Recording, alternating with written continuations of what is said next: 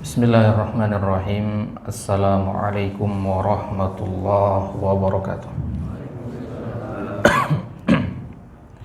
Alhamdulillah. Alhamdulillahirabbil alamin. Wa bihi nasta'inu ala umuri dunya waddin. Wassalatu wassalamu ala asyrafil anbiya'i wal mursalin sayyidina wa nabiyyina wa syafi'ina Muhammadin wa ala alihi wa ashabihi ajma'in. Amma ba'd. Fallahumma anfa'na bima 'allamtana wa 'allimna ma yanfa'una wa zidna ilman ya rabbal alamin. Wa ikhwani fid din, jamaah Masjid Baitur Rahman rahimani wa rahimakumullah. Semoga Allah Subhanahu wa taala senantiasa melimpahkan karunia kasih dan sayangnya kepada kita semua. Alhamdulillahi rabbil alamin. Kita memuji dan bersyukur kepadanya. Di pagi hari ini Allah Subhanahu wa taala dengan taufik dan hidayahnya masih memberikan kita kesempatan untuk melaksanakan ibadah yang agung, yaitu salat subuh secara berjamaah. Kemudian duduk-duduknya kita di pagi hari ini, insyaallah taala kita lanjutkan kembali mengkaji ayat-ayat suci dari kitab Al-Quran, kitab yang merupakan petunjuk hidup bagi setiap muslim.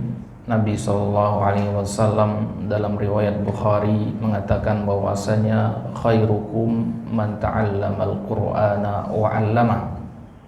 Sebaik-baik kalian adalah yang mempelajari dan mengajarkan Al-Quran. Namun jamaah sekalian, mempelajari dan mengajarkan Al-Quran tidak bisa dibatasi hanya pada mempelajari dan mengajarkan bagaimana membacanya. Al-Imam Ibnul Qayyim rahimahullahu ta'ala di dalam kitab beliau Miftah Daris Sa'adah, beliau mengatakan bahwasanya yang dimaksud di dalam hadis tadi dengan mempelajari Al-Quran dan mengajarkannya mencakup dua hal. Yang pertama, mempelajari dan mengajarkan huruf-hurufnya, yaitu belajar bagaimana membaca Al-Quran dengan benar. Kemudian yang kedua, mempelajari dan mengajarkan makna-maknanya. Dan jenis yang kedua ini, kata beliau, asyrafu qismai, ini adalah jenis yang paling mulia. Jadi mempelajari Al-Quran yang paling mulia adalah dengan mempelajari makna-maknanya. Ya. Kenapa? Karena lafaz Al-Quran adalah wasilah, adalah sarana untuk mencapai makna-maknanya. Maka hendaknya kita tidak berhenti pada belajar wasilah, tapi juga melanjutkan belajar kita sampai kepada pemahaman makna-maknanya. Jadi barang siapa yang membatasi diri hanya dengan mempelajari huruf-hurufnya saja, maka ia membatasi diri pada wasilah saja.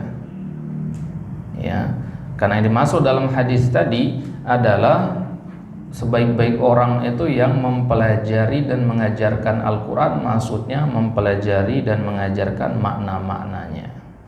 Ya, karena tidak mungkin kita bisa sampai kepada makna tanpa mempelajari lafaz. Maka kalau ada orang hanya mempelajari lafaz, belum tentu dia sampai kepada makna. Tapi orang yang mempelajari makna, tentu dia sudah mempelajari lafaznya terlebih dahulu.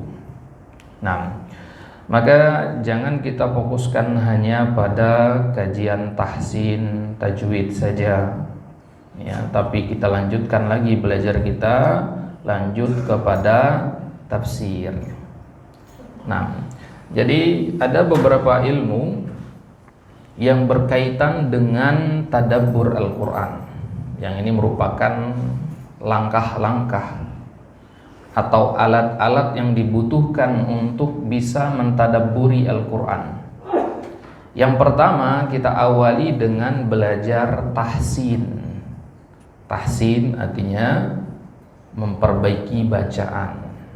Masuk di dalamnya adalah belajar hukum-hukum tajwid, ya. Karena hukum-hukum tajwid tujuannya adalah untuk menghindari atau menghindarkan diri dari kesalahan ketika mengucapkan ayat-ayat Al-Quran. Dan inilah keistimewaan Al-Quran dibandingkan kitab-kitab yang lainnya, yaitu Allah turunkan ilmu tajwid juga yang menyertainya. Nah, kemudian setelah kita belajar tahsin itu pengucapan huruf yang benar, ya, bagaimana mengucapkan huruf ba, huruf sin, huruf zai, ya, makhraj dan sifat-sifatnya. Baru kemudian kita belajar tajwidnya, ya, hukum-hukum nun sukun, mim sukun, ya, hukum gunnah, kemudian hukum-hukum mad, ya, diakhiri dengan pembahasan waqaf dan ibtida. Nah, setelah itu, ya, setelah dua ini kita kuasai, beralih kita ke selanjutnya, yaitu ilmu tafsir, ya. Jadi tahsin, tajwid, kemudian tafsir, ya. Apa itu tafsir? Tafsir, ya, disebutkan di dalam kitab-kitab para ulama. Tafsir artinya fahmu ma'ani Al-Quran, memahami makna dari ayat-ayat Al-Quran. Maka ketika kita menafsirkan Al-Quran, artinya kita sedang berusaha untuk memahami makna dari ayat-ayat Al-Quran.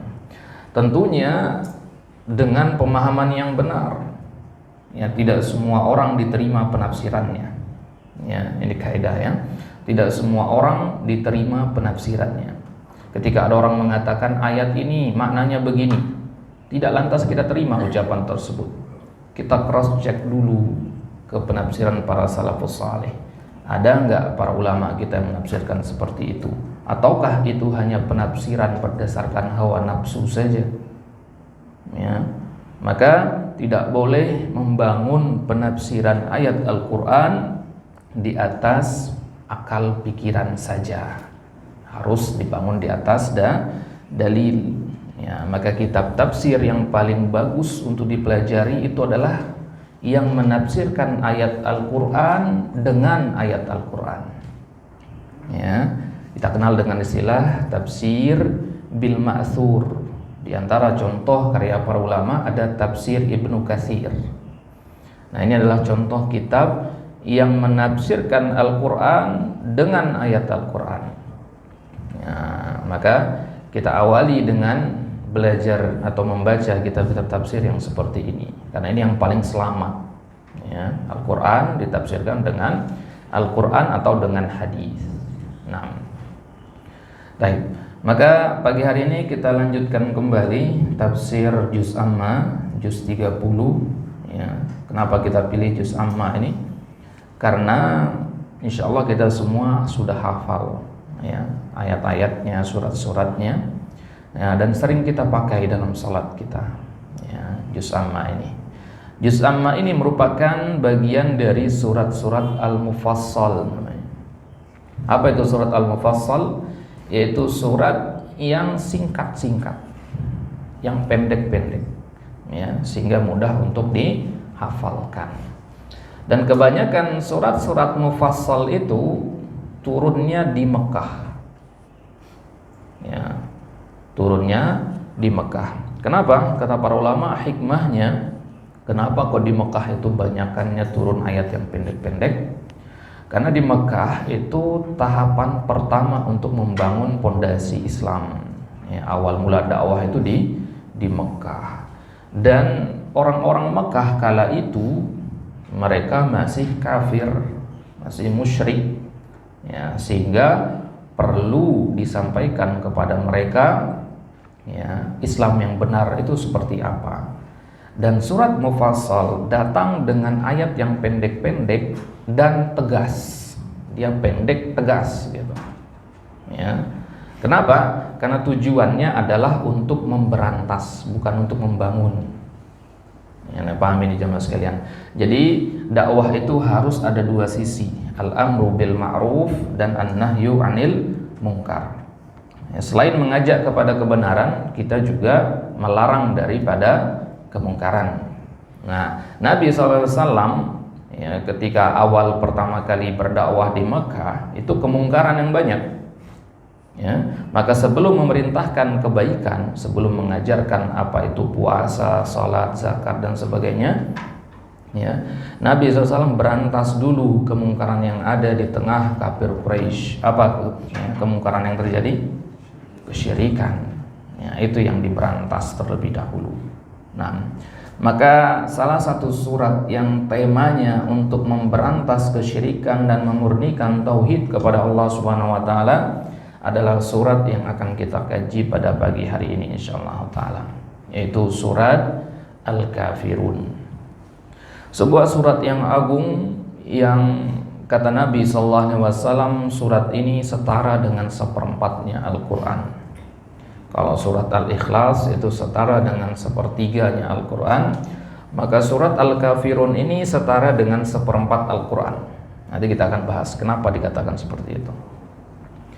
Surat ini saking pentingnya, Nabi berpesan tidak hanya sekali dua kali kepada para sahabat untuk senantiasa membaca surat ini.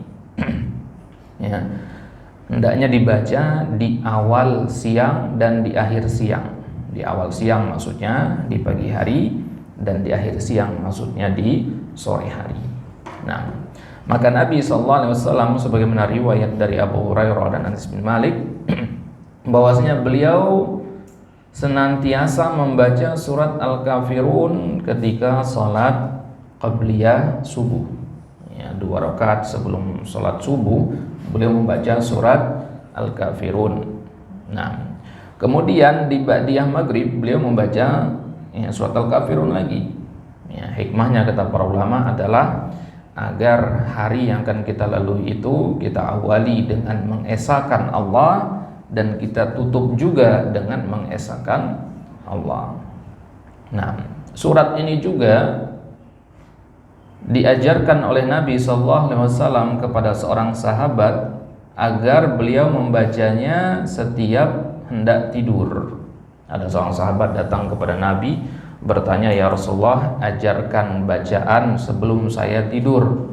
Maka Nabi katakan, kalau engkau hendak berbaring, maka minimal selesaikan dulu membaca surat Al-Kafirun. Ya, apa hikmahnya jemaah sekalian? Karena surat Al-Kafirun ini intinya adalah tauhid. Ya, maka dari sini bisa kita ambil kesimpulan bahwasanya tauhid itu memang pembahasan yang harus sering kita ulang-ulang. Ya, maka jangan heran kalau para asatizah kita dikit-dikit bahasnya tauhid, ya, dikit-dikit temanya tauhid. Ya. Kenapa? Karena penting tauhid itu. Ya.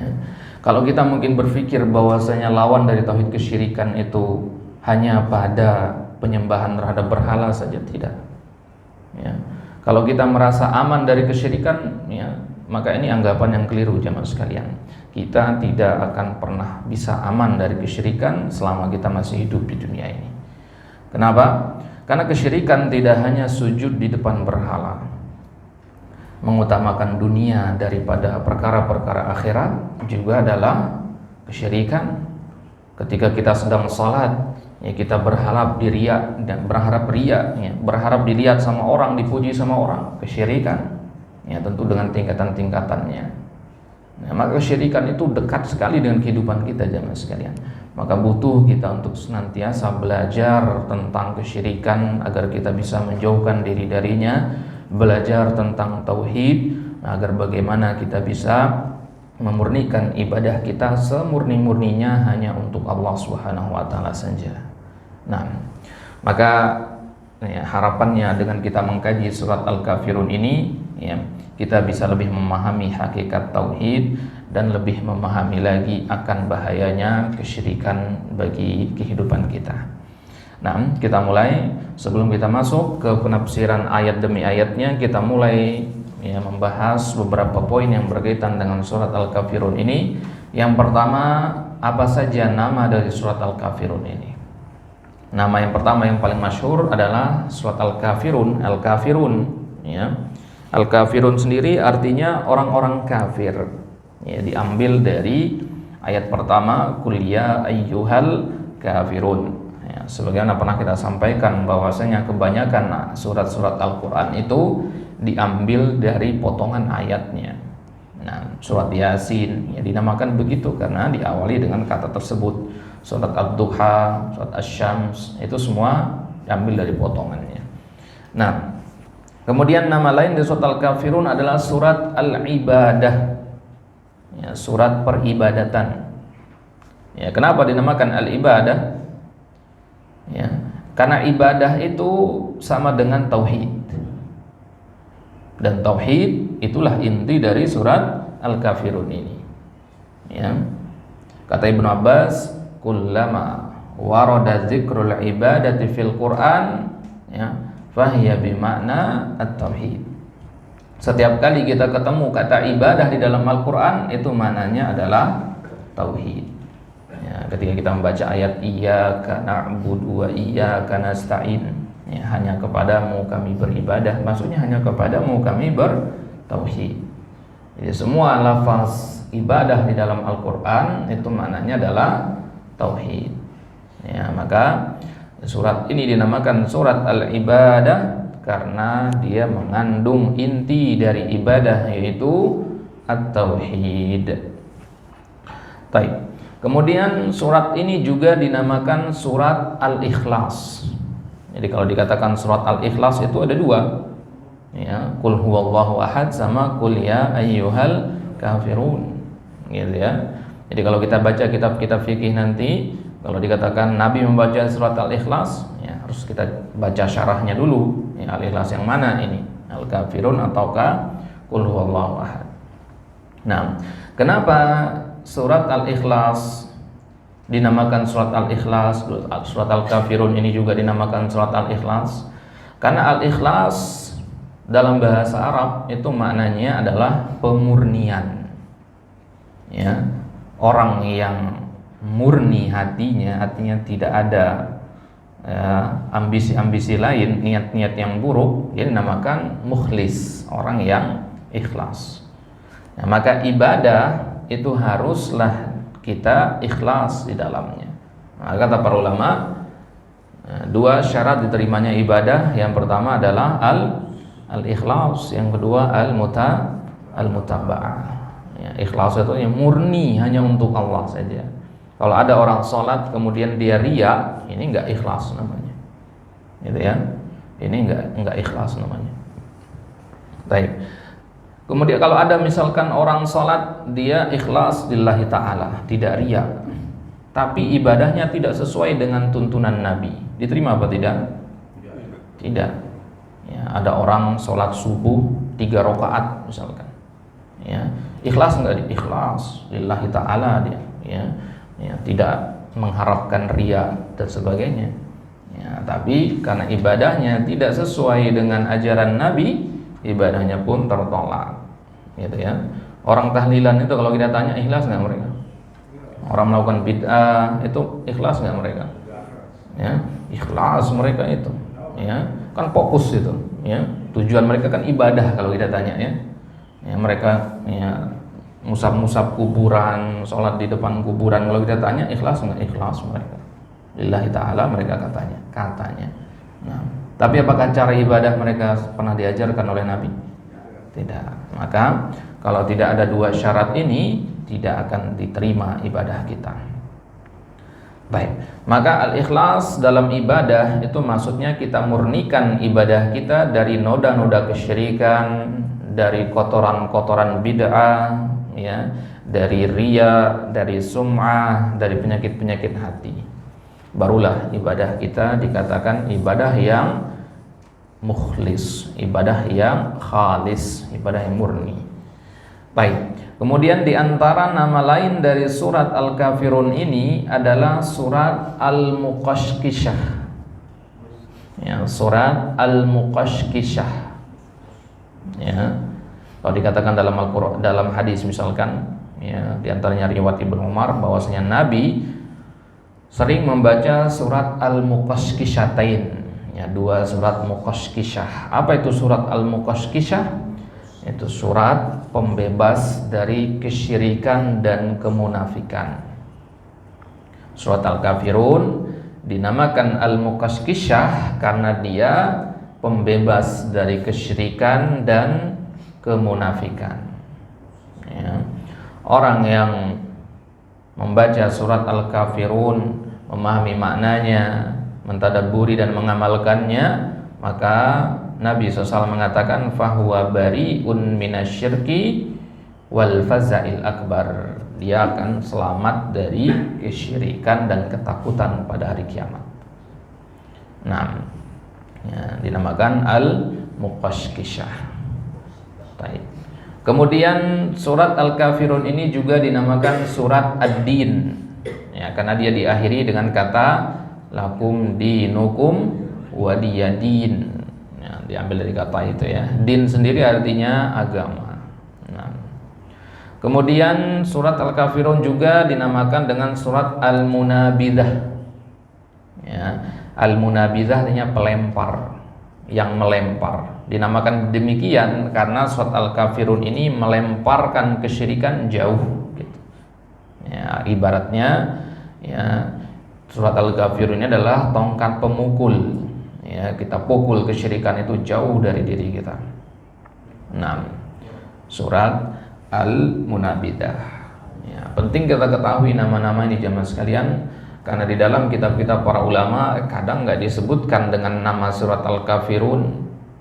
Ya, kadang disebutnya surat Al-Munabidah. Nah, jadi surat-surat di dalam Al-Quran itu memiliki lebih dari satu nama biasanya. Ya, bahkan ada surat yang namanya ada sampai 73 nama. Ya, jadi banyak yang seperti itu. Ayat Al-Quran juga ada. Ya. Maka penting kita ketahui nama-nama apa yang paling masyhur. Ini adalah yang bisa kita rangkum 6 dari nama-nama surat Al-Kafirun. Ya, ada sisa 4 atau 3 lagi, namun itu nama yang tidak disepakati oleh para ulama. Baik. Nah, maka surat Al-Kafirun ya jamaah sekalian, Al-Kafirun tadi artinya orang-orang kafir. Nah, lantas jamaah sekalian, siapa yang dimaksud dengan Al-Kafirun di dalam Al-Quran tadi? Di dalam qul ya ayyuhal kafirun itu siapa yang dimaksud? Orang kafir di situ siapa?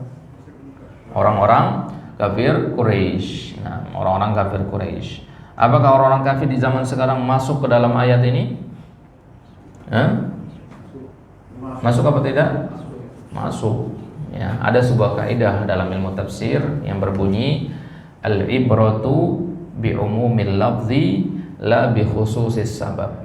Patokannya adalah kepada keumuman lafaz, bukan pada kekhususan sebab.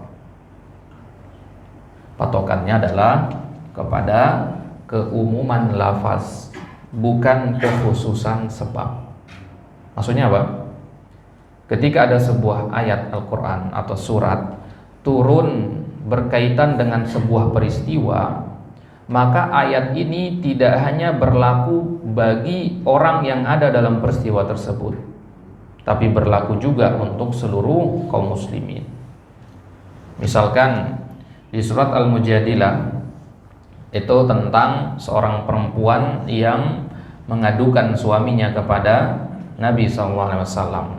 Dia mengadu kepada Nabi SAW tentang perlakuan buruk suaminya. Ya.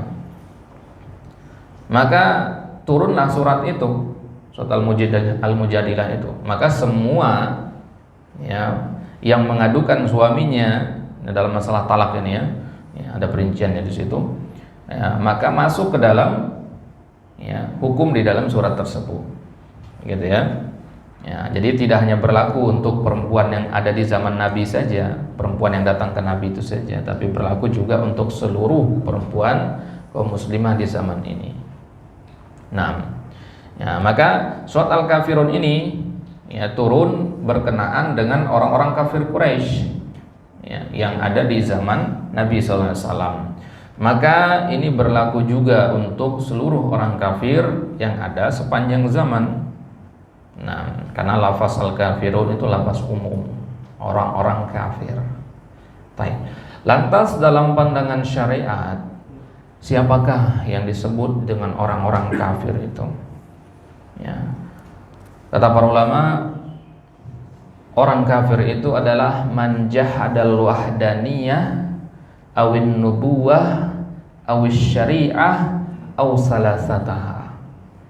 Yang dimaksud dengan al-kafirun adalah orang yang ingkar terhadap 3 hal. Yang pertama, al-wahdaniyah, itu keesaan Allah. Dia mengingkari keesaan Allah, artinya dia mengatakan ada lebih dari satu Allah. Dia mengatakan bahwasanya Allah itu satu dari yang 3. Ya, ini sudah dikatakan kufur. Awin nubuwah, atau orang tersebut mengingkari nubuwah. Nubuwah artinya kenabian Nabi kita sallallahu alaihi wasallam.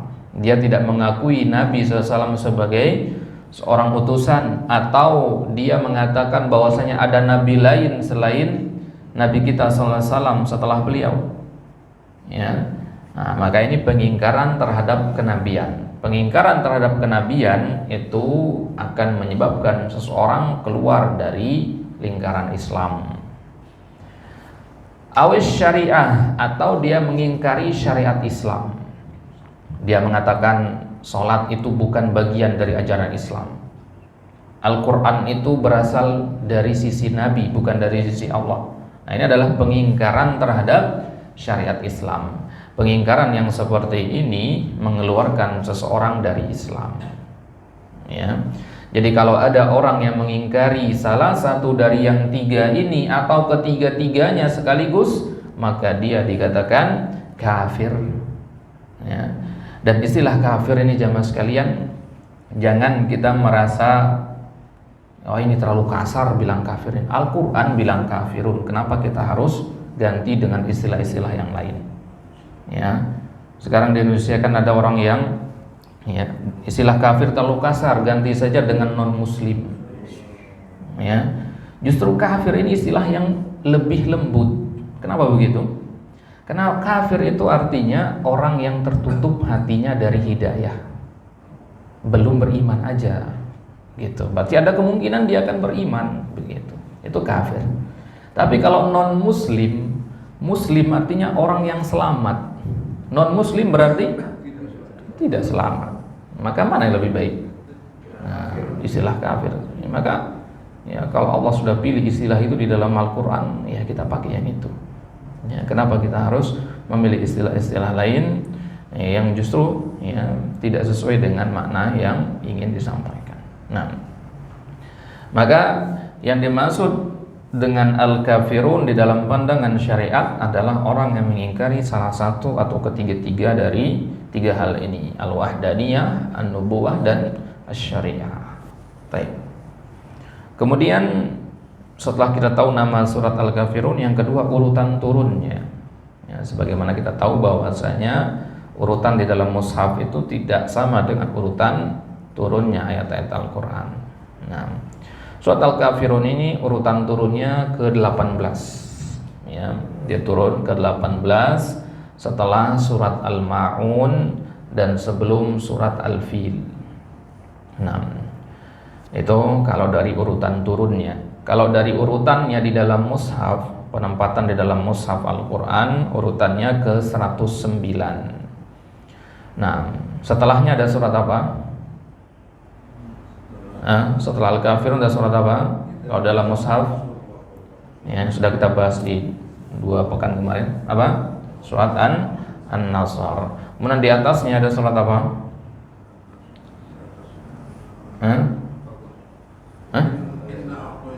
Surat Al-Kautsar. Nah, ya, jadi urutan seperti ini ada hikmahnya, bahkan ada ilmu tersendiri yang membahas korelasi ya, atau hikmah penyusunan surat-surat sedemikian rupa itu. Nah, di antara hikmahnya kata para ulama, kenapa Al-Kautsar dulu kemudian Al-Kafirun? Karena di dalam Al-Kautsar itu ada ya menceritakan tentang tuduhan orang-orang kafir bahwasanya Nabi itu abtar. Abtar itu artinya mandul, tidak memiliki keturunan. Ya, karena anak Nabi yang laki-laki pasti meninggal sebelum beranjak dewasa. Ibrahim, Al-Qasim, ya, itu anak-anak laki beliau yang meninggal sebelum dewasa. Nah, ya, maka orang-orang kafir Quraisy mengatakan Nabi itu abtar, katanya, terputus dari kebaikan, terputus dari keturunan, katanya. Nah, ya, maka Kemudian di dalam surat Al-Kafirun ini, ya, Allah ingin menunjukkan bahwasanya betapa hinanya orang-orang kafir itu. Kenapa? Karena di surat Al-Kautsar mereka mengolok-olok Nabi, di surat Al-Kafirun mereka memohon-mohon sama Nabi. Memohon apa?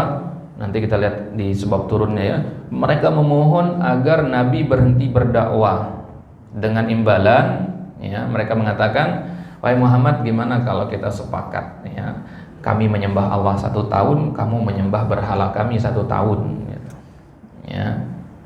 Ya, mereka mencoba untuk negosiasi dengan Nabi. Ya, saking putus asanya mereka untuk mencari cara menghentikan dakwah Islam ini. Nah, di sini Allah ingin menunjukkan, ya, bagaimana sikap orang kafir itu yang sedemikian cepat berubah. Yang tadinya mereka menghina Nabi, sekarang malah mereka berwajah manis di hadapan Nabi SAW.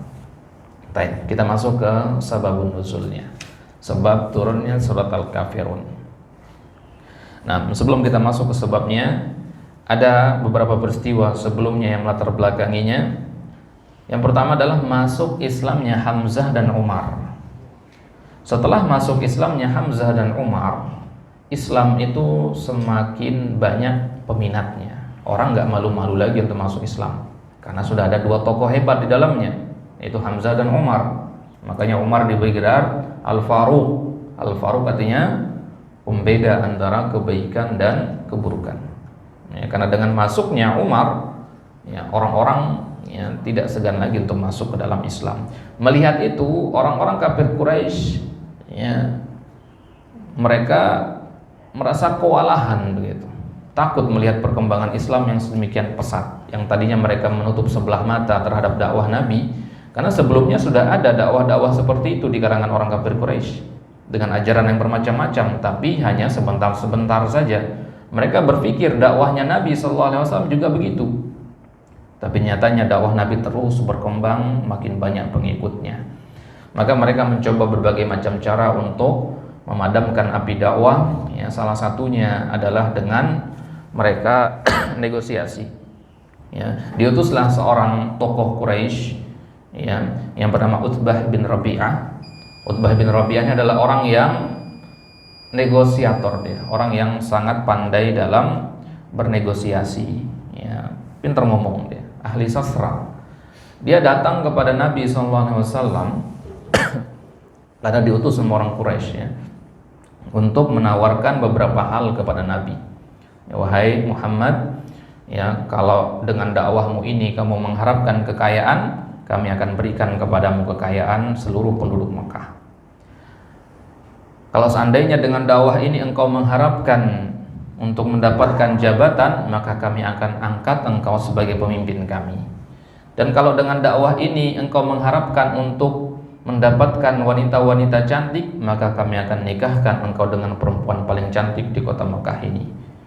Dan seandainya kalau dengan dakwah ini engkau, ya, mengharapkan kesembuhan dari penyakitmu, ya, karena mereka menuduh Nabi itu sakit gila, ya, karena gangguan jin kata mereka, maka kami akan kumpulkan tabib-tabib yang ada di Mekah untuk mengobatimu.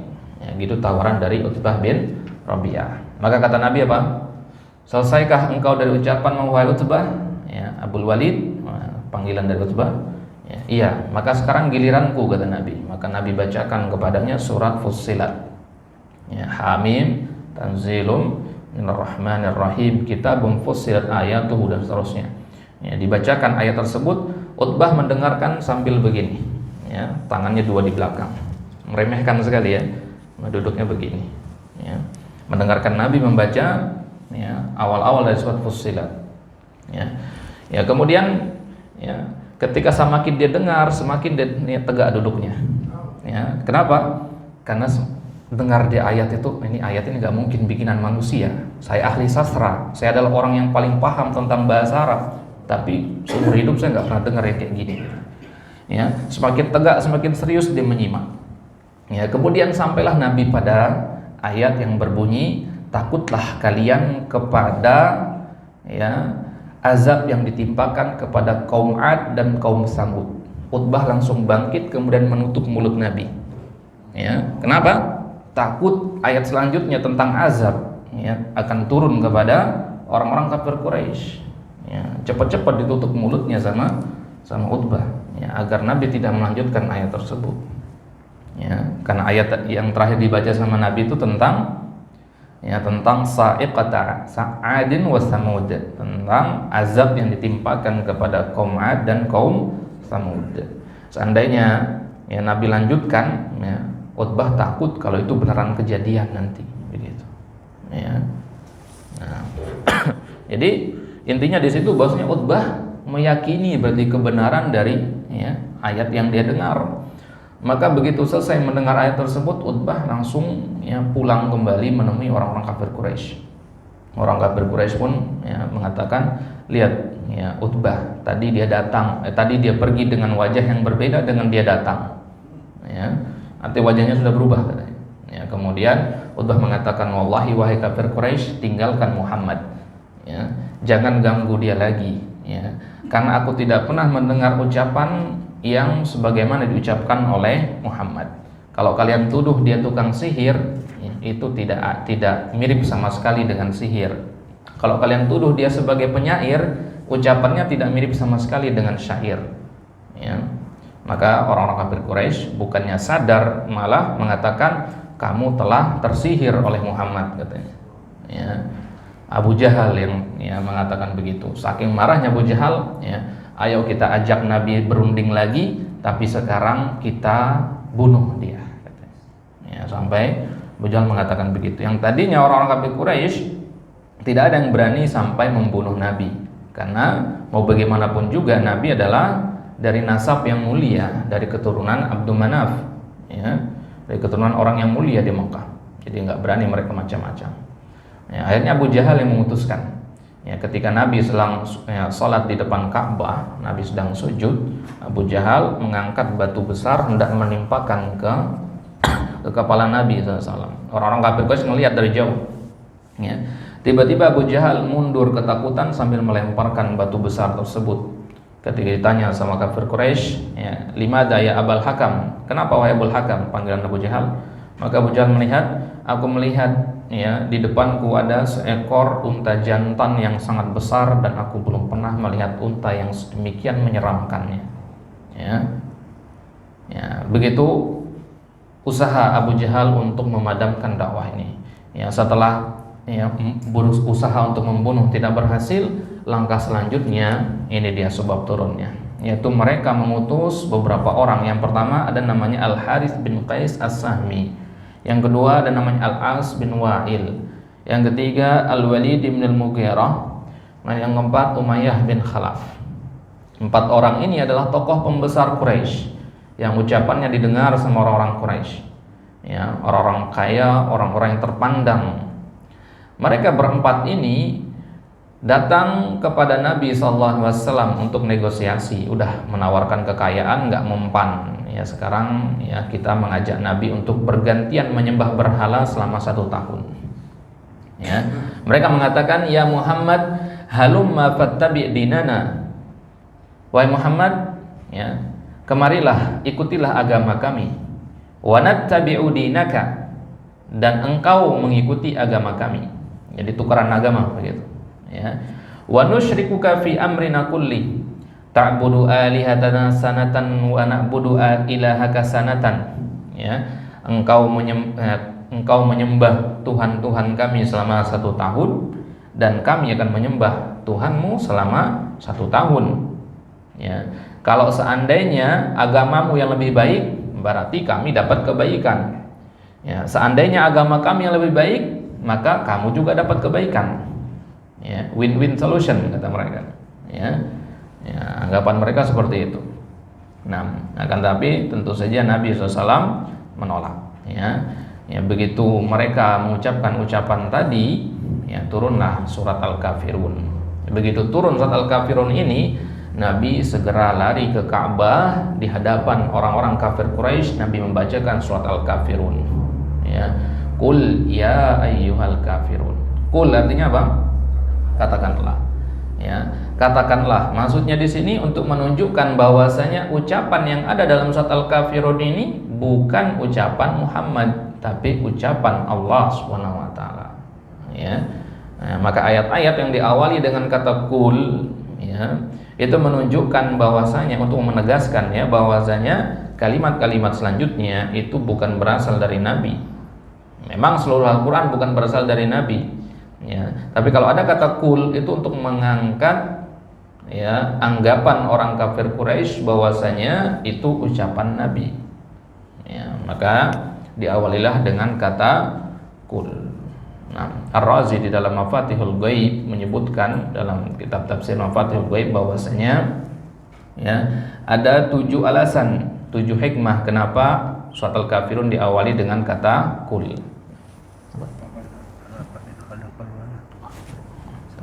Waalaikumsalam. Baik. Ini sebab turun yang pertama. Kemudian sebab turun yang kedua, ya, jadi satu ayat, satu surat kadang memiliki lebih dari satu sebab. Nah, sebab turun yang kedua adalah orang kafir Quraisy menawarkan kepada Nabi kekayaan, jabatan, dan wanita dengan syarat, ya, mereka mengatakan ta'budu alihatana sanatan allata wal uzza. Ya, jadi orang-orang kafir Quraisy itu memiliki banyak berhala. Nah, berhala yang mana yang mereka minta agar Nabi menyembahnya? Ya, ada 2 berhala yang paling utama, yaitu Al-Lata dan Al-Uzza namanya. Ya, Lata dan Uzza ini adalah nama berhala orang kafir Quraisy. Al-Lata itu sendiri jamaah sekalian diambil dari kata ilah, Allah artinya. Ya, Al-Uzza itu sendiri diambil kata Al-Aziz. Al-Aziz Asmaul Husna, ya, yang maha perkasa. Jadi mereka menamai berhala-berhala mereka dengan nama-nama Allah. Ya, ya, itu adalah, ya, penamaan yang keliru. Jadi orang-orang, ya, jahiliyah ini, orang-orang kafir Quraisy ini, mereka terjatuh pada 2 jenis tauhid, berarti tauhid uluhiyah dan tauhid asma wa sifatnya. Nah, yang paling parah adalah tauhid uluhiyahnya. Maka Nabi SAW diutus untuk meluruskan tauhid uluhiyah mereka. Baik. Jadi orang kafir Quraisy menawarkan 3 hal tadi dengan syarat Nabi mau menyembah Lata dan Uzza selama 1 tahun, ya, dan kami akan menyembah Tuhanmu selama 1 tahun. Baik. Kemudian apa tema utama dari surat ini jemaah sekalian? Surat Al-Kafirun ini, ya, kalau kita ingin sampaikan secara global, maka maknanya terkumpul pada 2 poin. Poin yang pertama adalah surat Al-Kafirun ini membahas tentang pembebasan diri dari ajaran orang-orang musyrik dan pemurnian ibadah hanya kepada Allah saja. Ya, makanya tadi dinamakan surat Al-Ikhlas, pemurnian ibadah hanya kepada Allah saja. Kemudian yang kedua, manhaj dalam dakwah adalah tidak boleh seorang dai itu menerima apapun tawaran yang bertentangan dengan dakwah tauhid. Ya, tidak boleh seorang dai itu menerima tawaran yang bertentangan dengan tauhid. Ya, sebagaimana Nabi menolak tawaran kekayaan, jabatan, ya, dan wanita, ya, karena itu bertentangan dengan dakwah tauhid. Nah, ya, jadi seorang dai manhajnya, metodenya, ya, dan prinsipnya dalam berdakwah adalah ia tidak boleh menerima apapun sesuatu, ya, yang berkaitan dengan dunia yang bertentangan dengan dakwah tauhid itu. Nah, baik. Kemudian jenis surat ini, ya, surat Al-Kafirun ini kira-kira Makkiyah atau Madaniyah? Makkiyah. Nah, karena dia turun sebelum Nabi hijrah ke Madinah. Nah, jadi dia Makkiyah. Ini pendapat jumhur, ya. Tapi ada yang mengatakan Madaniyah. Di antaranya adalah Ibnu Abbas dan Qatadah. Ibnu Abbas dari kalangan sahabat mengatakan bahwasanya surat Al-Kafirun ini Madaniyah, kata beliau. Nah, ya, terlepas dari khilaf ini, kita ambil pendapat jumhur bahwasanya surat Al-Kafirun adalah surat Makkiyah. Baik. Kemudian sebagaimana kita sebutkan di awal tadi, surat Al-Kafirun ini memiliki banyak fadilah atau keutamaan. Yang pertama, surat Al-Kafirun ini setara dengan 1/4 Al-Quran. Sebagaimana dalam riwayat Tabrani, Nabi SAW bersabda, "Wa man qara'a qul ya ayyuhal kafirun, ya, adalat lahu bi rabbil Quran." Barang siapa yang membaca qul ya ayyuhal kafirun, maka itu setara dengan dia membaca 1/4 Al-Qur'an. Wa man qara'a qul huwallahu ahad adalat lahu bithulutil Qur'an. Barang siapa membaca qul huwallahu ahad itu setara dengan sepertiga Al-Qur'an. Ya, ketika kita membahas penafsiran surat Al-Ikhlas di beberapa pertemuan sebelumnya, sudah kita bahas kenapa dikatakan surat Al-Ikhlas itu sepertiga Al-Qur'an. Ya, sekarang surat Al-Kafirun, kenapa dia dikatakan seperempat Al-Qur'an? Karena ya, tema pokok dari Al-Quran itu ada dua, perintah dan larangan. Perintah itu ada perintah yang zahir, ada perintah yang batin. Zahir itu yang tampak, batin itu yang tidak tampak. Zahir itu perbuatan anggota badan, batin itu perbuatan hati. Ya. Kemudian larangan juga begitu, ada yang zahir, ada yang batin. Larangan itu ada larangan bagi anggota badan, ada juga larangan bagi hati. Salat misalkan, perintah salat ini perintah zahir apa perintah batin? Perintah zahir. Ya, kemudian anjuran untuk bersabar, ini perintah zahir apa perintah batin? Batin. Kemudian larangan minum khamar, ini larangan zahir apa larangan batin? Larangan zahir. Ya, kemudian ya, berbuat syirik atau meyakini kesyirikan, ini larangan zahir apa larangan batin? Batin. Ya, maka lihat di sini berarti ini kan larangan batin yang kuning ini ya.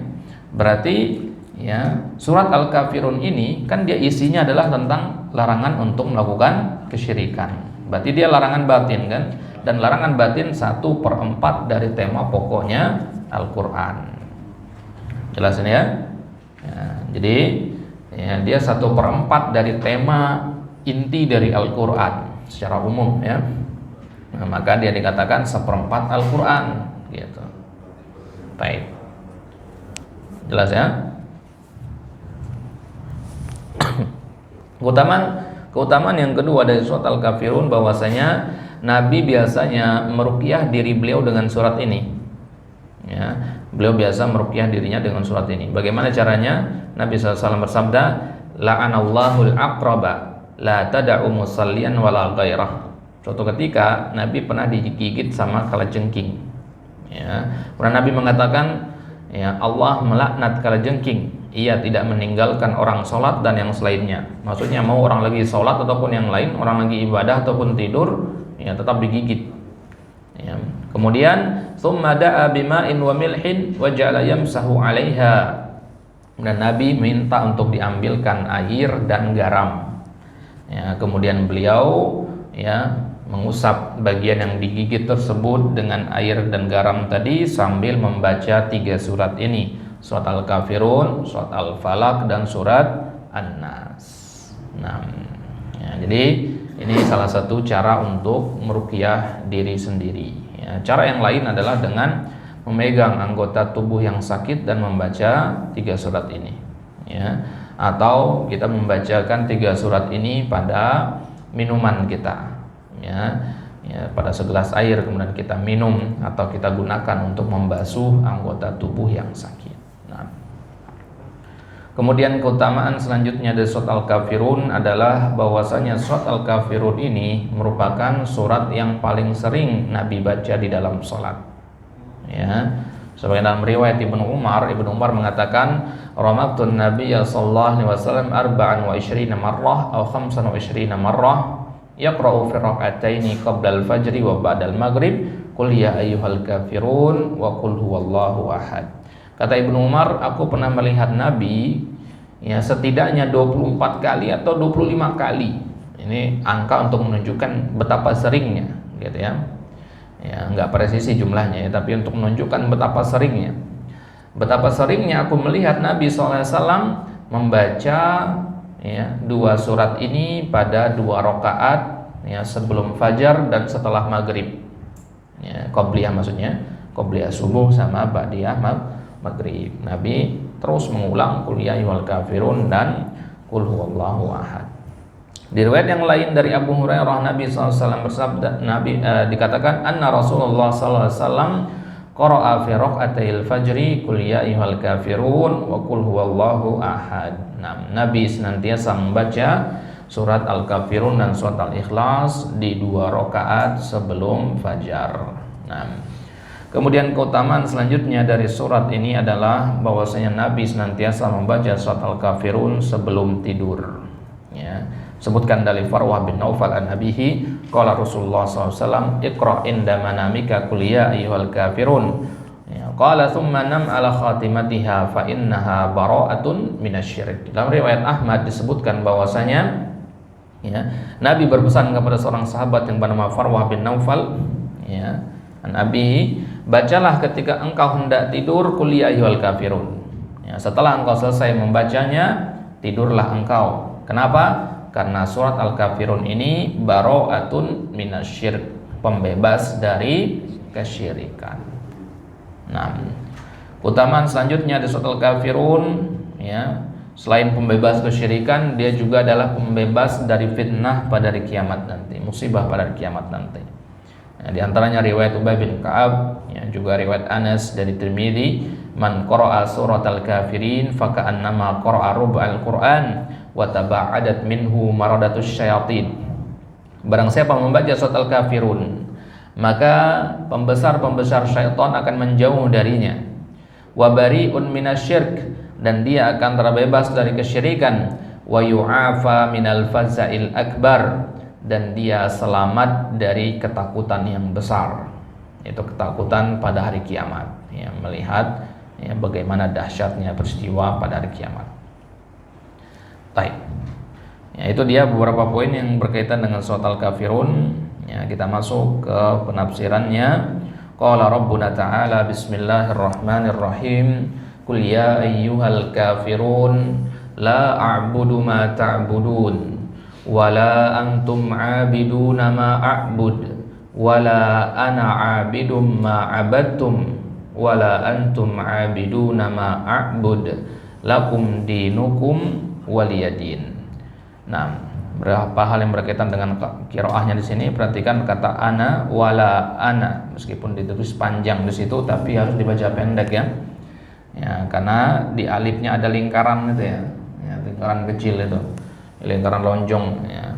Bentuk lonjong ini menunjukkan kalau dia tidak dibaca, alifnya itu nggak dianggap tidak ada, ya, berarti dia tetap dibaca pendek. Wala ana abidun, ya, abidum ma abadtum. Nah, lakum dinukum waliyadin.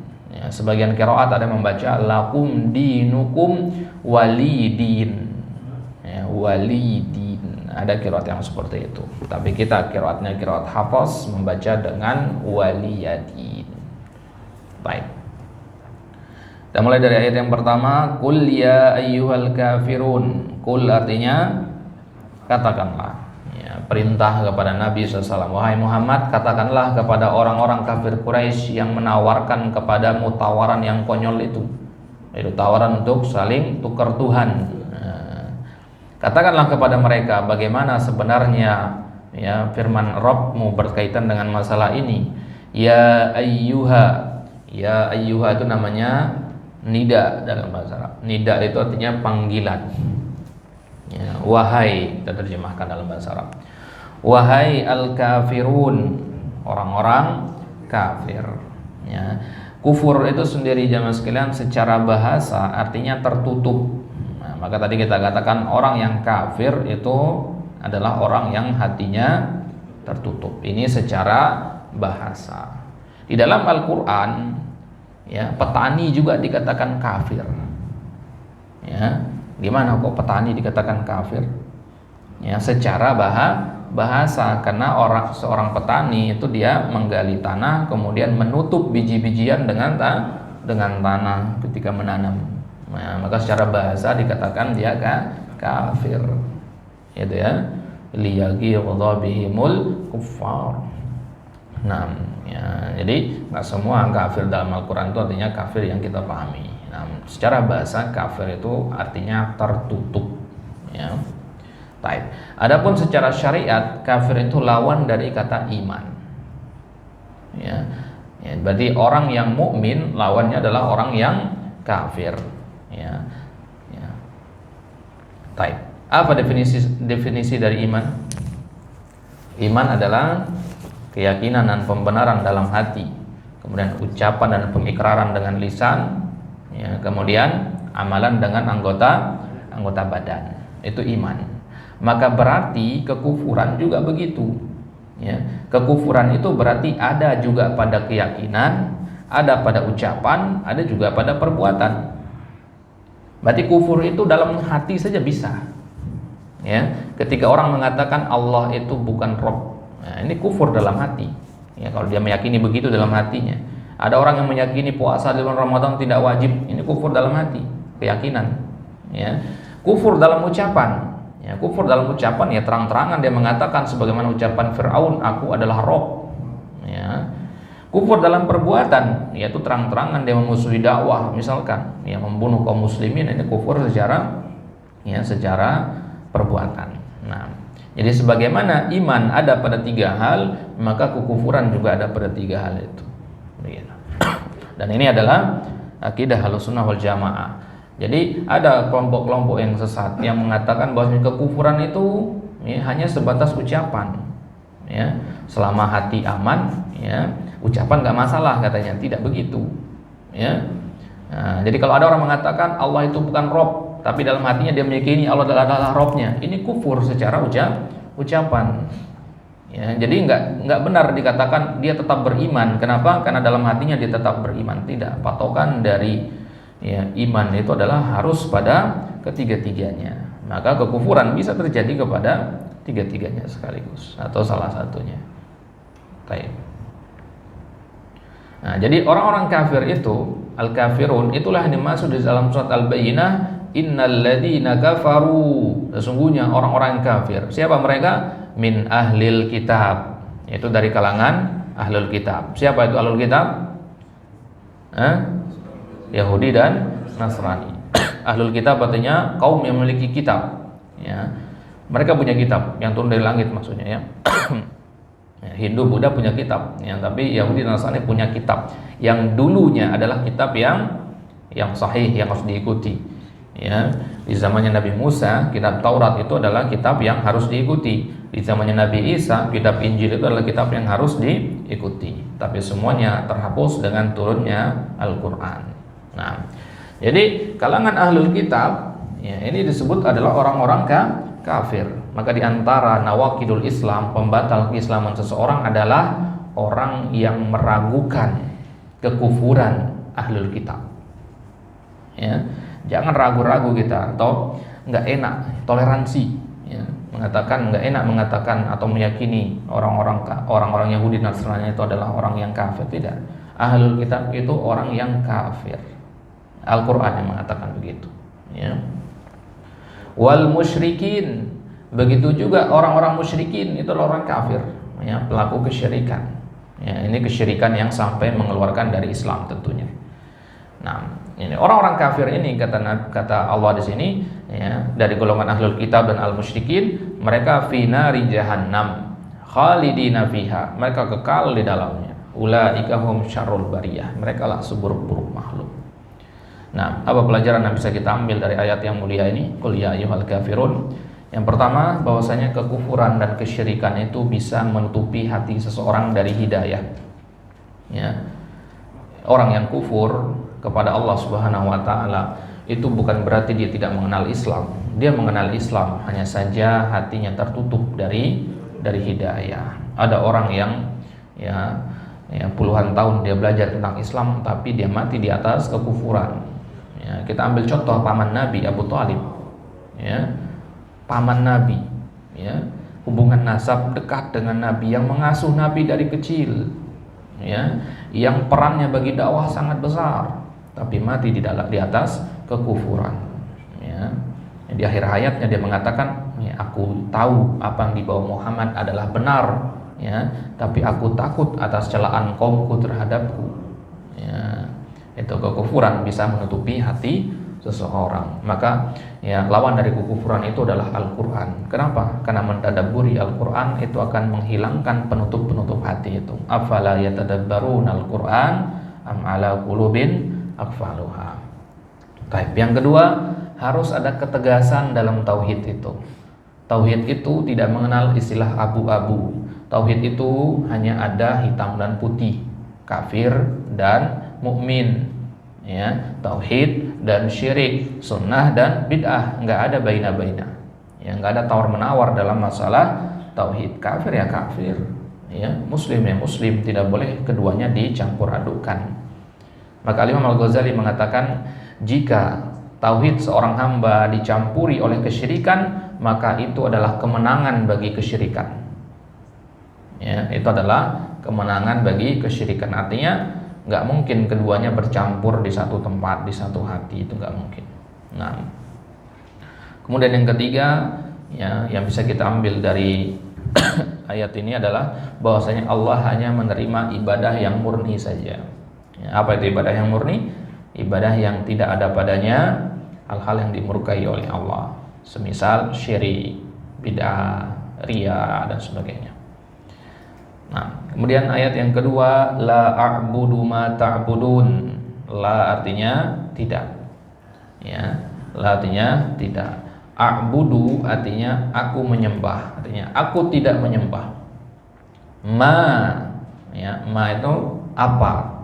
Ya, apa yang mereka sembah? Ma ta'budun, ya. Apa yang kalian sembah? Apa yang mereka sembah?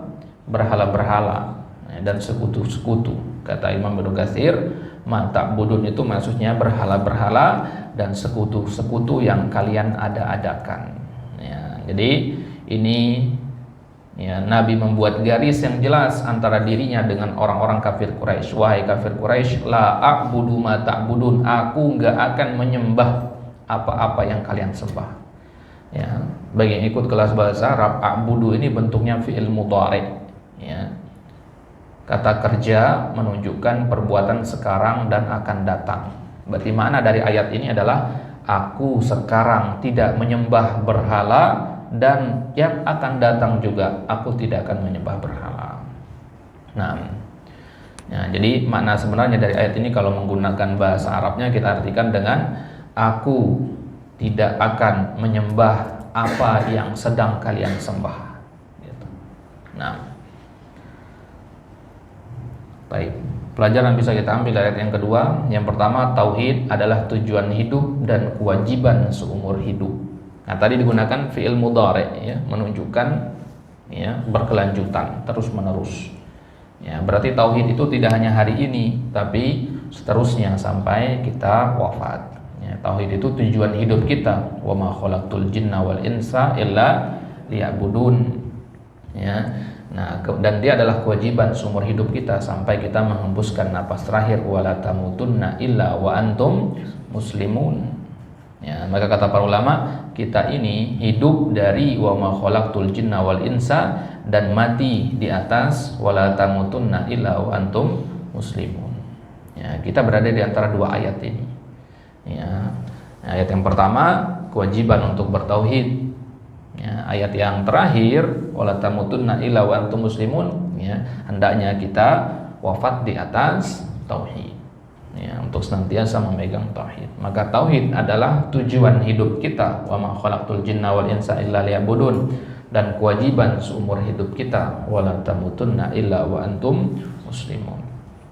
Baik. Kemudian yang kedua, tauhid itu jamaah sekalian tidak cukup dengan menyembah Allah saja, tapi juga harus berlepas diri dari kesyirikan. Ada orang yang hanya menyembah Allah saja dan dia mengatakan dirinya muslim, ini belum. Karena definisi dari muslim atau Islam itu adalah pasrah, menyerahkan segala urusan kepada Allah. Yang pertama. Yang kedua, taat kepada perintah, ya, dan menjauhi larangan. Kemudian yang ketiga, ini yang sering dilupakan, yaitu bara'atun minasyirki wa ahli, berlepas diri dari kesyirikan dan pelaku-pelaku kesyirikan. Jadi Islam dikatakan sempurna kalau ada tiga hal ini. Ya, pasrah kepada Allah, artinya kita rela diperintah oleh Allah. Yang kedua, taat kepada perintah tadi. Kemudian yang ketiga, berlepas diri dari kesyirikan dan pelaku kesyirikan. Barulah kita dikatakan muslim, barulah dikatakan kita bertauhid. Ya, tauhid tidak hanya cukup menyembah Allah, tapi juga berlepas diri dari kesyirikan. Seandainya tauhid hanya cukup dengan menyembah Allah saja, Ya tentu Nabi tidak akan memberantas berhala-berhala yang ada di Mekah. Ya, Nabi hanya ajarkan saja bahwasanya harus menyembah Allah, sudah, biarkan mereka sambil menyembah berhala. Tapi bukan begitu tauhid. Tauhid harus disertai dengan baroah, ya, perlepasan diri dari kesyirikan. Kemudian yang ketiga, tauhid adalah inti dari ibadah. Ya, tauhid adalah inti dari ibadah, dan inti dari ibadah adalah, ya, doa. Ya, doa berarti haruslah tauhid. Ya, makanya di surat Al-Jin kita katakan apa?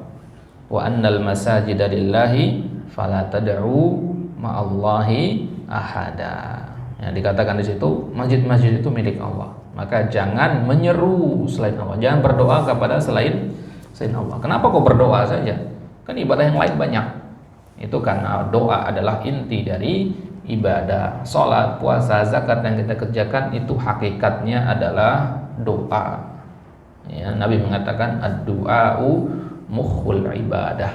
Doa itu adalah otak dan inti dari ibadah. Baik. Sudah habis waktunya. Sudah habis. Nah, ya, untuk ayat ketiga dan seterusnya ini masih banyak sebenarnya. Ya, insyaallah nanti kita lanjutkan lagi di pertemuan selanjutnya. Nah, baik, untuk sekarang kita cukupkan sampai di sini. Sebelum kita tutup, pada pertanyaan seputar penafsiran dari surat Al-Kafirun. Pembahasan lebih lengkapnya, kalau ada yang terlewat tadi catatannya, bisa cek di grup WhatsApp. Sudah kita kirimkan filenya ke sana. Ya, slide yang ada di depan ini bisa dicek di situ nanti. Nah, silakan Pak. Tadi bacaan waliyadin bisa juga dibaca walidin. Itu pertanyaannya adalah mulai makna. Baik. Nah, kita harus pahami dulu bahwasanya Al-Quran itu diturunkan di atas 7 huruf. Maksudnya 7 versi bahasa Arab. Ya, jadi Al-Quran ini berbahasa Arab, ya. Tapi bahasa Arab itu bahasa Arab yang mana? Karena bahasa Arab itu kan banyak, ya, banyak versinya. Kayak kita bahasa Jawa saja sudah banyak variasi kan. Jawa ini, Jawa itu, ya. Ya, satu, ya, kampung saja bisa jadi ada 2 versi bahasa Jawa di situ. Nah, bahasa Arab juga begitu, banyak variasinya. Nah, lantas dari sekian banyak variasi bahasa Arab itu, Al-Quran ini diajarkan oleh Nabi kepada para sahabat menggunakan 7 versi saja. Ya, 7 versi. Jadi Nabi kalau ngajarin kepada sahabat yang berasal dari suku A, maka gunakan bahasa Arab versi suku A, gitu. Mengajarin Al-Quran kepada, ya, sahabat yang berasal dari suku B, maka Nabi gunakan, ya, bahasa Arab yang dipakai sama orang tersebut di sukunya, begitu. Jadi Nabi menyesuaikan. Nah, dan ada 7 versi, ya, bahasa Arab itu, ya, 7 versi yang dipakai di dalam Al-Quran. Versi yang lain banyak tapi tidak terpakai dalam baca Al-Quran. Nah, 7 versi inilah yang mutawatir, yang boleh kita membaca Al-Quran dengan 7 versi ini. 7 versi ini diriwayatkan oleh para sahabat, ya, murid-muridnya Nabi, Ali bin Abi Thalib, Ubay bin Ka'ab, Umar, ya, sahabat-sahabat yang terkenal sebagai ahli qiraat, ya. Mereka ini mengkhatamkan Al-Quran kepada Nabi SAW, ya, dengan versi yang berbeda-beda. Kemudian mereka mengajarkannya kepada para tabi'in, kemudian tabi'in mengajarkan kepada tabi'ut tabi'in, terus sampai ke zamannya Imam Hafaz, ya. Ya, Imam Hafaz ini yang mewarisi 1 dari 7 versi itu, ya. Imam Hafaz itu adalah bacaan yang kita dengar sekarang ini. Ini yang paling banyak beredar di kalangan kaum muslimin, ya, qiraat Hafaz namanya. Ya, bacaan-bacaan kita dengar di Masjidil Haram itu qiraat Hafaz namanya. Ya, Hafaz itu Imam Hafaz dari Asim, ya, dari Ali bin Abi Thalib, ya, nyambung sampai ke Nabi. Nah, kemudian qiraat yang membaca dengan walidin, ya, boleh nggak kita membaca dengan seperti itu? Ya, jawabannya boleh, karena dia termasuk 1 dari 7 versi tadi. Tapi, ya, makruh hukumnya bagi seorang muslim untuk membaca versi yang sad. Sad itu artinya jarang didengar sama masyarakat sekitar, sehingga menimbulkan kegaduhan, gitu, ya. jadi kalau di tempat yang orang paham tentang qiraat yang berbeda-beda nggak masalah gitu. Ya, kalau kita jadi imam misalkan, kemudian kita baca dengan versi yang orang nggak pernah dengar, orang kan berkeyakinan, oh berarti boleh dirubah-rubah Al-Quran itu. Padahal nggak begitu, gitu. Nah, ini sudah menimbulkan fitnah. Ya, seperti ini tidak. Ya. Nah, maka di Mekah, di Madinah itu kan kita sering lihat siaran atau live sholat tarawih ya di bulan Ramadan. Itu sholat tarawih yang kita saksikan itu yang qiraat hafaz. Itu yang qiraat hafaz yang kita saksikan di TV itu ya. Nah, sebenarnya mereka sholat tarawih bukannya sekali, ada gelombang kedua, ada gelombang ketiga, dan qiraatnya beda-beda itu nanti. Gitu. Nah, jadi kita kalau misalkan umroh atau haji di bulan Ramadan ya jangan heran nanti kok imamnya beda-beda ya. Ada yang baca wadduhi walaili idza saji, ini malah namanya qiraat warosh namanya. Ya, ini qiraat yang benar. Nabi pernah baca seperti itu juga. Tapi kalau kita baca di kalangan kaum muslimin secara umum kan bisa menimbulkan gaduh nanti. Gitu. Pikir, wah ini orang mempermainkan Al-Qur'an ini. Ya, bukan begitu ya. Ya. Ada yang baca wattin wazzaitun. Nah, ini kan asing kita dengarnya ya. Tapi itu benar, memang seperti itu bacaannya. Gitu. Banyak versi begitu. Nah, pertanyaannya sekarang, apakah perbedaan-perbedaan versi itu tadi menyebabkan perubahan makna? Jawabannya tidak. Ya, jawabannya tidak. Ya sama kayak bahasa Indonesia, dalam bahasa Jawa misalkan ya. Ya satu kata itu hanya beda versi, misalkan ya versi halus sama versi kasarnya gitu ya. Ya, tapi tetap maknanya sama, cuman beda pengucapan saja. Ya. Wadduhi dengan wadduha ya sama artinya.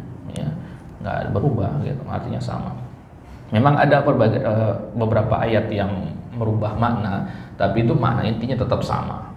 Ya, di antara mukjizat Al-Quran itu adalah dia satu kata memiliki banyak makna dan semua makna itu tidak bertentangan. Itu uniknya Al-Quran. Kalau kita mengucapkan suatu kata, kadang kata itu memiliki banyak makna tapi maknanya bertentangan gitu. Ya, satu kata yang kita ucapkan kadang bertentangan mana yang satu dan mana yang kedua. Tapi kalau Al-Quran mana satu, mana dua, mana tiga, mana empat, mana lima, semuanya benar gitu. Ya, selama ada ya para sahabat yang menafsirkan dengan makna-makna itu gitu. Nah, jadi jawabannya dari pertanyaan Bapak tadi, bahwasanya tidak merubah makna ya kalau kita membaca dengan versi yang lain semisal walidin ya, tapi tidak dianjurkan kita membaca seperti itu kalau sholat ya. Kalau sholat sendiri ya nggak masalah, tapi sholat jadi imam misalkan, maka jangan membaca dengan versi yang tidak ma'ruf di kalangan kaum muslimin. Nah, Allah taala alam. Baik, ada pertanyaan lagi? Satu lagi, silakan. Dalam hal apa saja kita bisa berbuat baik dengan kafir? Dalam hal apa saja kita boleh berbuat baik dalam perkara-perkara ya. Ini jawaban ringkas sekali ini ya. Tentu kalau kita bahas panjang lebar masalah al-wala wal bara ya. Dalam hal apa saja kita boleh berbuat baik kepada orang-orang kafir? Jawabannya adalah dalam perkara-perkara yang mubah yang berkaitan dengan urusan dunia. Ya, perkara yang mubah yang berkaitan dengan urusan dunia. Misalkan kita berbisnis, rekan bisnis kita adalah orang kafir misalkan. Ya, ini nggak masalah. Ya, kita berbuat baik kepada mereka di situ. Nah, batasan berbuat baik ini pun berinci lagi nanti, gitu ya. Kan ada berbuat baik adalah al-wala. Ya, wala itu artinya loyal. Itu setingkat di atasnya berbuat baik. Berbuat baik itu ya standar. Misalkan kita tidak menipunya, misalkan. Nah, ini kan termasuk berbuat baik juga, tapi bukan termasuk loyal. Yang dilarang itu adalah loyal, wala itu. Ya, wala itu kepada orang kafir itu nggak boleh. Ya, salah satu bentuk loyal ya ketika kita misalkan ya menghalalkan apa yang diharamkan oleh ya, syariat Islam ya karena menuruti ya ucapan orang kafir tersebut misalkan, maka itu tidak boleh. Nah, jadi masalah zalim misalkan satu contoh kecil, ketika kita berjual beli dengan orang kafir ya maka di situ tetap kita nggak boleh, tidak diperbolehkan oleh syariat untuk berbuat curang kepadanya ya, tetap tidak boleh. Kenapa? Karena kalau seandainya kita berbuat zalim, hatta kepada orang kafir kita akan dapat imbasnya. Ya, itu bentuk adilnya Allah ya. Kita mau berbuat zalim kepada muslim ataupun kafir, kita akan tetap dapat ya, akibatnya. Ya, tetap kita dihukumi berdosa. Ya, jadi tidak ada dalam Islam anggapan orang kafir itu halal darahnya, halal hartanya, nggak ada. Ya, ya kalau ada orang yang mengatakan seperti itu yakinlah bukan dari bagian ajaran Islam. Tidak pernah Islam menghalalkan sedemikian. Ya, bahkan orang yang berkeyakinan saja seperti itu telah keluar dari ya, lingkaran Islam kata para ulama. Ya, baru berkeyakinan belum melakukan. Ya, berkeyakinan bahwasanya harta dan darah seorang kafir itu halal, baru berkeyakinan saja sudah kafir orang. Ya, nah, jadi kalau kita mau rangkum dalam hal apa saja kita berbuat baik kepada orang kafir, ya dalam masalah dunia, dalam transaksi misalkan, dalam urusan bisnis ya, dalam bertetangga misalkan. Ya Nabi pernah jual beli dengan orang Yahudi. Ya, Nabi pernah menggadai baju besinya kepada orang Yahudi. Nabi pernah membeli ya, kebun kurma dari orang Nasrani. Ya, Nabi pernah bersedekah kepada ya anak-anak orang Yahudi. Nah, jadi berbuat baik itu konteksnya banyak kalau ditanya seperti itu ya. Dalam masalah-masalah ya duniawi ya. Dan Nabi melihat apa? Maslahat di belakangnya. Begitu ya. Ya, makanya dalam Islam orang kafir ya yang diharapkan bisa masuk Islam itu termasuk mustahik zakat. Ya. Ada tetangga kita lihat dia ini tertarik dengan Islam. Kayaknya besar kemungkinan dia masuk Islam. Karena butuh dorongan saja, maka dia ya adalah termasuk orang yang mustahik zakat. Ya, tentunya setelah fuqara wal masakin dan ibnu sabil lainnya. Ya, jadi kita dorong dia dengan harta, dengan zakat itu. Nah, itu Islam di situ ya. Ya, jadi boleh memberikan zakat kepada orang kafir dengan syarat diharapkan keislamannya. Ya, tapi kalau kafir harbi yang nggak boleh ya. Musuh Islam ya tidak boleh. Yang terang-terangan musuh Islam. Karena kafir sendiri ada tingkatan-tingkatannya nanti. Namanya kafir harbi, kafir zimmi dan sebagainya. Baik. Nah, jadi yang berkaitan juga dengan masalah ini beberapa hari yang lalu ada ya, kunjungan itu ya, tahu ya kejadian itu. Nah, ya bukan seperti itu contoh seorang muslim ya, tidak sepatutnya seorang muslim seperti itu. Ya, ini bukan orang yang samar-samar lagi kekafirannya, ya, pembesarnya, ya, orang yang berada di puncak kekufuran. Ya, nah, maka bagaimana sikap kita? Kesana kita bawa bom begitu? Ya enggak juga. Ya, enggak juga. Ya sudah kita berlepas diri sudah ya. Kita berlepas diri. Ya, kita memusuhi ya, memusuhi tapi tidak mesti kita keluar dari batasan yang telah Islam tetapkan. Nah, itu yang kadang tidak dipahami sama orang ya. Kita tidak mengucapkan selamat Natal berarti kita benci, enggak begitu. Ya, lakum dinukum waliyadin. Nah, insyaallah itu nanti kan kita bahas di ayat yang terakhir di surat Al-Kafirun ini. Ya, betapa pentingnya ya akidah tauhid ini diajarkan. Ya, perbuatan sebagian oknum beberapa waktu yang lalu itu tidak mencerminkan ajaran Islam yang berlandaskan tauhid. Ya, kalau orang memurnikan tauhidnya kepada Allah Subhanahu wa taala, ya, dia tidak akan berwala seperti itu kepada orang-orang kafir. Nah, Allahul musta'an. Baik, naktafi bihadzal qadar wallahu taala ala wa alam wa sallallahu ala nabiyyina Muhammadin wa ala alihi wa sahbihi wasallam. Wa akhiru da'wana alhamdulillahirabbil alamin. Kita tutup ya dengan doa kafaratul majlis. Semoga apa yang bisa kita sampaikan pada pagi hari ini bisa kita amalkan. Ya, subhanakallahumma wa bihamdika asyhadu an la ilaha illa anta astaghfiruka wa atubu ilaik. Assalamualaikum warahmatullahi wabarakatuh.